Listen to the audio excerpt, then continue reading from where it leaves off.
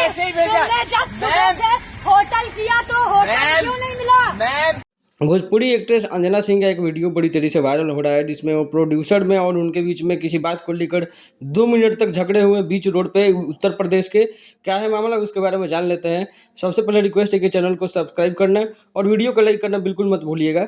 तो बात कर लेते हैं भोजपुरी एक्ट्रेस अंजना सिंह का। तो ये फिर किस फिल्म को लेकर के काम कर रही थी और उसके प्रोड्यूसर में और इनके बीच में पैसे को लेकर के झगड़ा हुआ। ये 2 मिनट के झगड़े को ध्यान से देखने पे इसमें डायरेक्टर रजनीश मिश्रा का भी नाम सुनने को मिला, जो पवन सिंह के सुपरहिट फिल्म सूर्यवंशम को डायरेक्ट किए थे। फिल्म काफ़ी सुपरहिट रही थी। अंजना सिंह और उनके प्रोड्यूसर के बीच पैसे को लेकर के शायद झगड़ा हुआ और उसमें वो बोलते हुए दिख रही हैं कि पैसा तूने अभी भेजा है, और प्रोड्यूसर बोल रहा है कि पैसा मैं पहले ही भेज चुका हूँ।